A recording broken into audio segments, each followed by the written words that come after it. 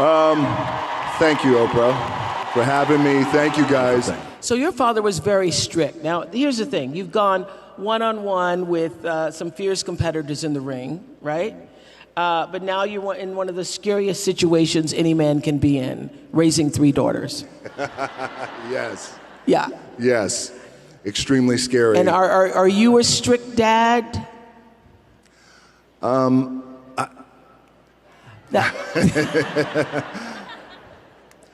am. I'm not super strict, but discipline is important. Yeah. But also, you know, I'll go back to my dad. My dad loved me with the small capacity in which he was capable of. Mm-hmm. So I learned from that. And so with my daughters, I want to be as full and as present with the love that I give them. Present, so, yes. Yes. That's what we've been talking about.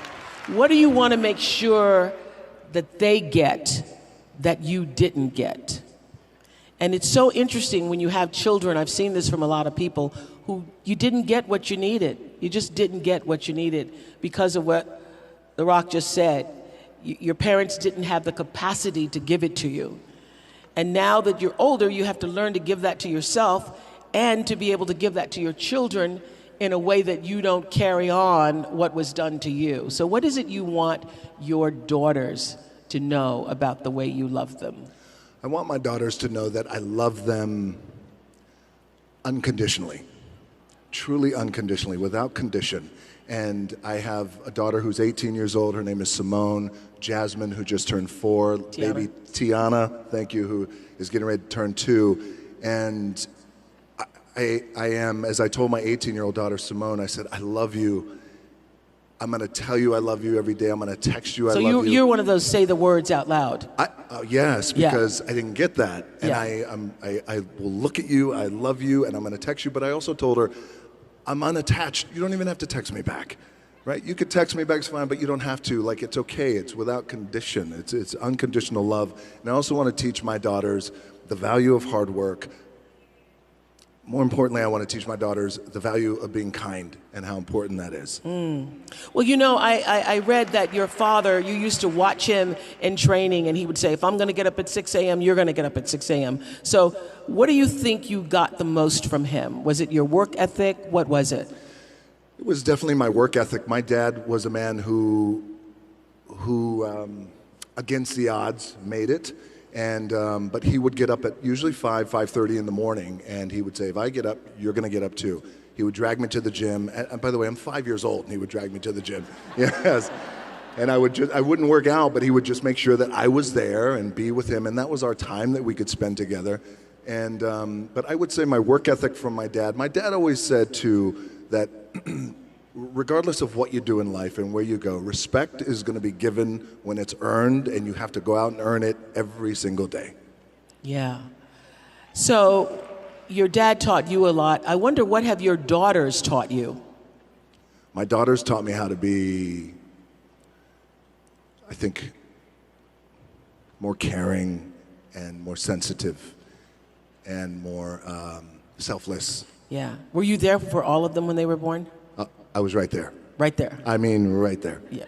Yes. I mean, you were right there. I was right there, yes. And bring it on. I mean, this is our moment, yes. Yeah, yeah. And is that a life-changing moment when that happens for you? It's the greatest thing that I have ever experienced in my life.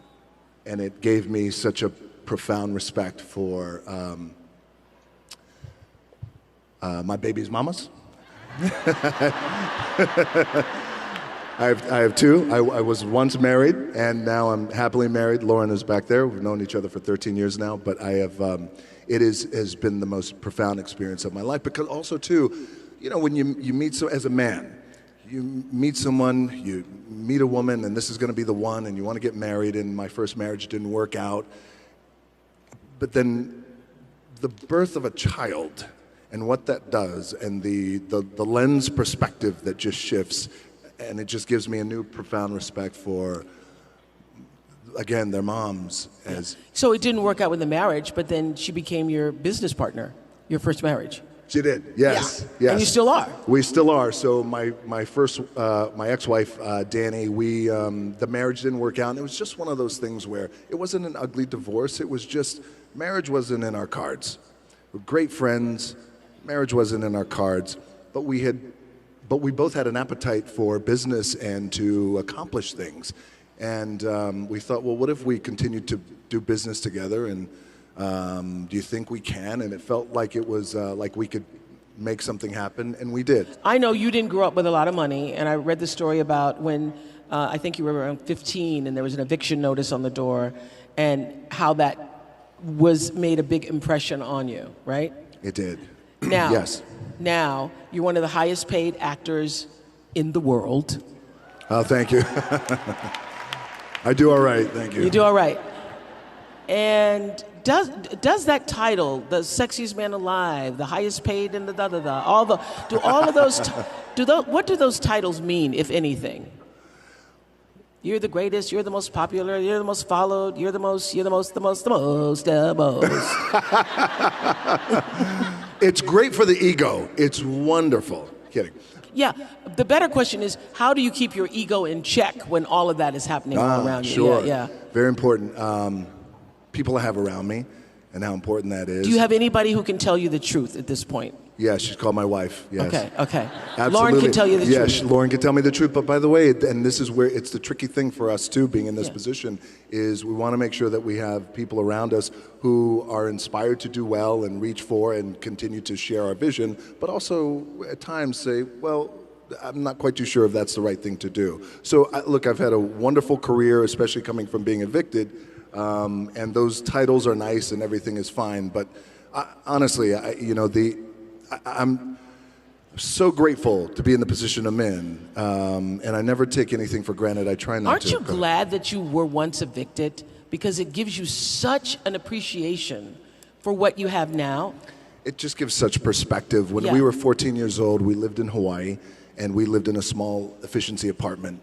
And my mom and I came home, and I'll never forget, the rent was $180 a week. And there was an eviction a week. And there was an eviction notice on the door, and this was the one. It was the final eviction notice. Like, that's the one. My mom started crying, and I never forgot in that moment. It was a seminal moment for me because I felt like I never want to be in this position again. What can I do? So at 14 years old, I thought, well, the heroes in my life, Muhammad Ali, for example, professional wrestlers. They're all men who have worked hard with their hands and they built their body. Yes, that's what I'm going to do. I'm going to do what my dad taught me and these other heroes. I'm going to go build my body so we're never evicted again.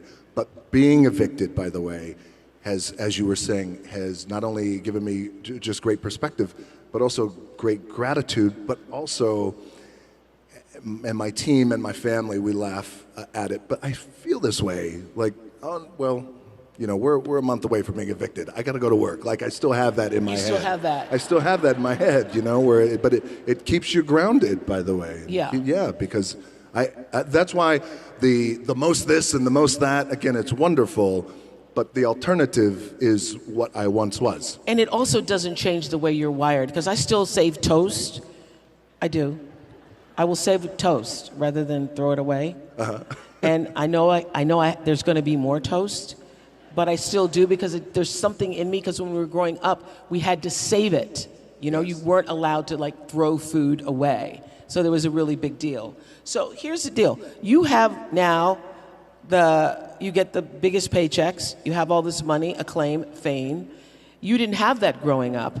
How do you raise children who have good sense and are also kind when they have everything? Because part of what made you who you are is having had that eviction notice and having not had everything. So how do you do that how are you planning to do that with your children? So, for example, with our 18-year-old daughter, it was really important that we share those stories, share the stories about being evicted. Her mom's parents were immigrants who came over from Cuba. It's important that we've always shared those stories. And also, we try and keep it as simple as we possibly can. We have a farm in Virginia. Happily to say that I've moved my family here to Atlanta. So Yay. place 30, 45 minutes away where it's very quiet, but also just making sure that we continue to instill in the babies and the kids the value of $1 and what it means and the value of food, and always saying how grateful we are and the things that we're grateful for, especially at that young age. So I want to know, how is success different from the way you imagined it would be? I never imagined this. I at one time when I was a kid, I did feel in my heart and in my gut that I thought, oh, I think the world's going to hear from me. I don't know how, but I do feel that way. But I never thought in my mind it was this level of success or fame even. It was, I don't know how, but the world's going to hear from me. So, which is maybe why, at times I could walk around and I could look at things like I'm a big kid, like everything at times can be like I'm in Willy Wonka's chocolate factory, where I'm just really in awe of everything that's really happening around me. What's the first thing you splurged on when you realized you had enough to splurge? Okay. So, all right. The first thing I splurged on. So when I was a kid, 13, 14 years old, in my mind, what it meant to be successful, it was a Rolex watch. Ah. Right. So there was such a valuable lesson out of this. So I thought for years, oh wait, every successful man has a Rolex watch and has diamonds in it. So when I finally was making a little bit of money, and this was in 1999, and I thought, okay, and this, by the way, I was still living in an apartment, paying monthly rent, but again... Oh, you renting and buying a Rolex? I was just renting horrible financial definitely decisions. own if you're buying a Rolex, okay? Yes. Yeah. This is what not to do. So I thought, this is it, I'm gonna splurge, and I went and I got myself a Rolex, and I wore it, at that time I was wrestling, I wore it in the ring, not for a match, but I was doing an interview in the ring. And I wore it in the ring, and a melee broke out, which always happens in the wild world of professional wrestling. One of the wrestlers fell on the Rolex when it came off. It broke. Live TV, and you see me, oh my gosh, my Rolex. And I'm supposed to be in the moment and wrestling these other guys. Oh no, my Rolex. Like you could see the tail. I'm trying to get my Rolex, and somebody's like kicking me, and they're trying to get it. So I finally get my Rolex back. I go backstage and I look at it. I'm heartbroken now. This is my thing. And I go home that night, and I remember immediately thinking, this is a sign. And I believe in signs. Yes, it's a sign. Yeah. And I will, and I don't need it, and it wasn't right for me at that time, and I never got anything like that again. And so now, do you splurge carefully? I do. I'm not a big bling guy or anything like that. Yeah. And I always want to just make sure that now the splurge is usually with property. Like we have 2 properties that way. I believe in real estate. Yes, you do. I do. I know. Yes. I love property the way some women love shoes. Yes. I do. Because it's our God anchor. isn't making any more land, okay? That's This is right. what we got here on the planet Earth. You're not getting any more. Yeah. That's right. Yeah. And also the properties are our anchor. It's where we, can be comfortable. And so I have a few pickup trucks. That's it. Just a few. So I remember reading this, that it was like WrestleMania 13, and you were still being called Rocky. And there were a bunch of fans at the time who were jeering you, and they were saying, unkind things. And you used that moment and literally turned on your heels and turned it around. Yeah. And, this whole Vision Tour is about people who've been knocked down sometimes in life. Everybody, not in a ring, but have had those moments where you didn't feel like the rest of the world saw you for who you needed to be. That's right. How were you able to turn that around? Okay, so thank you for bringing that up. So this is, it was a turning point in my career, and it really allowed me to grow, and it really allowed me just to be me and be anchored in with who I am. So when I first started wrestling, the idea was, well, why don't you call yourself Rocky Maivia? out of respect for your dad, Rocky Johnson, and your grandfather, Peter Maivia. I hated the name. And I thought, well, I just wanted to make my own way, and I wanted to be independent. I love my family, but I don't want to do it like that because it feels like I'm trying to leverage their fame. The powers that be said, nope, that's your name. I was also told, well, when you go out and you wrestle, you have to smile. I want you to smile big. This is in the WWE. Why are you smiling if you don't beat Because people up? well, the idea was I was a rookie in the wrestling business. I was the wrestling business is a term called babyface, which is a good guy. I was being groomed as a good guy wrestler. Young, the idea was you're grateful for the opportunity. So when you go out there, I want you to smile. You can't smile enough. And I thought, well, what if I lose? Nope.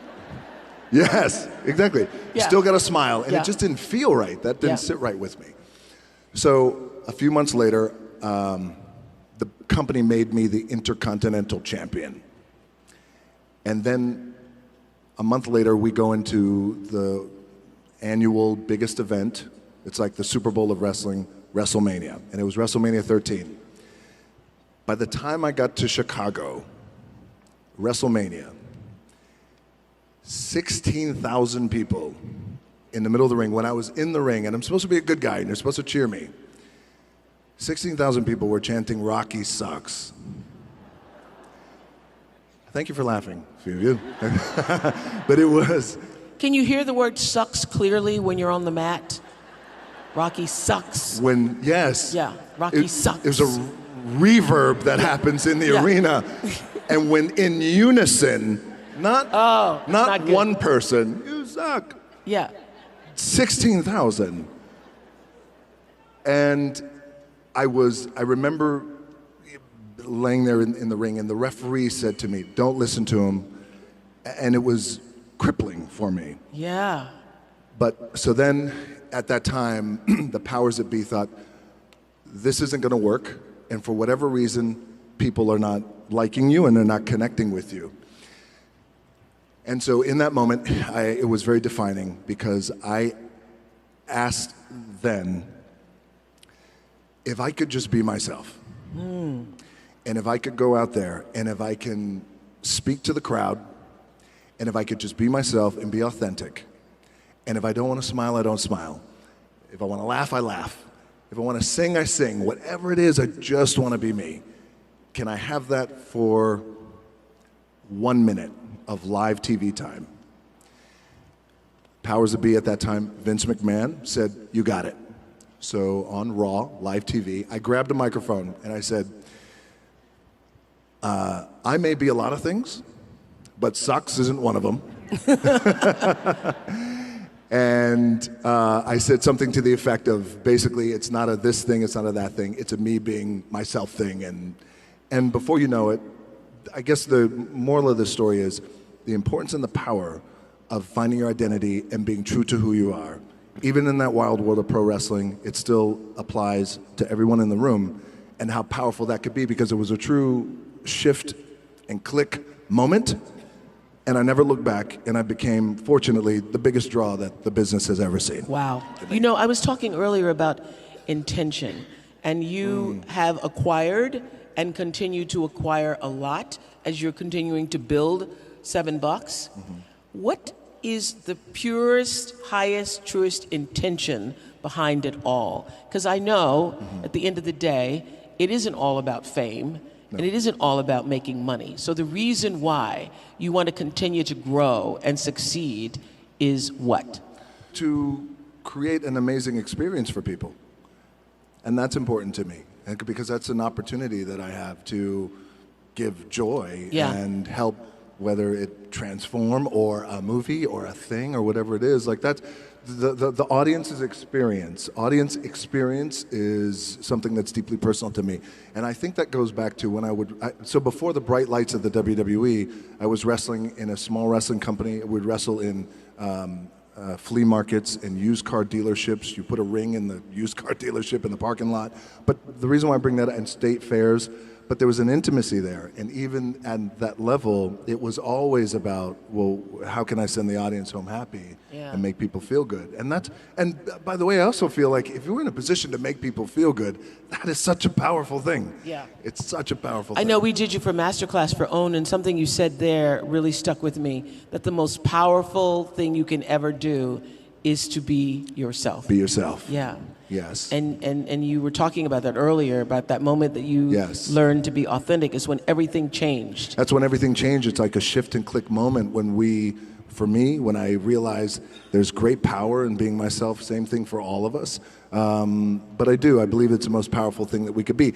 It's easier said than done, because I struggled for a long time trying to figure out, well, what's my identity and who am I? And for example, when I got to Hollywood, the very first time I got to Hollywood in the early 2000s, I was told, again, well, if you want to be a star, then maybe you shouldn't talk about wrestling, maybe you shouldn't go to the gym as much, maybe you shouldn't raise your silly eyebrow, and there was a lot of things like that. And when you don't know, you buy into it. And so I thought, okay, well maybe, don't call yourself The Rock. Okay, so I went through that entire process for years trying to figure out who I was. And then when you look back on my earlier career, the films I was doing, they were good, but just not, like, oh, that's how I like to see him because he is his true authentic self. And have you had a sweet revenge moment? Yeah, who sucks now, huh? No. Yeah. One of those. One of those. Yes. It was, okay, so at this time when I felt like, okay, I really need to make a change in my career. I need to be me, and I want to have the kind of career that is a global career. And I said, I'm not quite too sure how we're going to do it, but I need you to buy into the vision with me, and I'm willing to put in the work with my own two hands. As I was telling my agency at that time in Hollywood. And they all looked at me like I had three heads, and they thought, well, we just don't. They thought, okay, sure, kind of placating me. And then eventually I left them and then decided, you know what? My name is The Rock, and I come from the world of professional wrestling, and I look the way I look, and I talk the way I talk, and I love to work out, and you know what? This is who I'm going to be. And then here I am today. So for those who said, we don't get it, kind of sweet revenge. So you posted on Instagram in November, joy and hope cost nothing. Remember this? Yes. And yet, it's the most powerful gift that we can all give. And that's the real magic to life. So after everything that you've been through, particularly this past week, what are you now most grateful for today? I'm most grateful for life. I'm most grateful for an opportunity. I'm most grateful for my family. Gratitude is a big thing with me. I mean, it is truly my anchor. Yeah. Yes, mine too. you too, right? Religion. It's my anchor, and I wake up with a heart full of gratitude. And even in death, and even when things don't go right, and even though I didn't make it to the NFL, me making it to the NFL was the best thing that never happened. Yes. Because it also gave me a great sense of gratitude to be here. So I would say that it would be...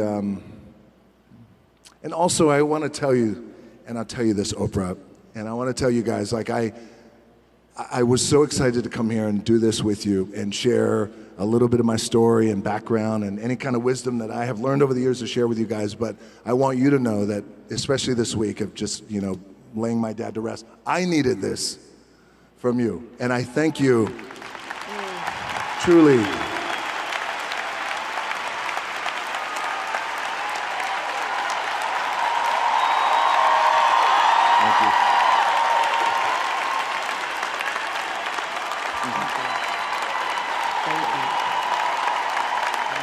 Thank you. Thank you so much. I did. I love you back. I truly do. That's some good mana y'all just gave. Some good mana. But thank you. I did. I needed this, and I needed this. I needed the love and this mana, because what I also realized is, and I felt it coming in, is that, you go to rock concerts and things and events and wrestling matches or whatever, But, you know, when you come to this room and you have thousands, 12, 13, 15,000 people who have one intention, which is to be better and give so much love and receive so much love. Yeah. It's a powerful thing. It is a very powerful thing. Thank you for being here today to share.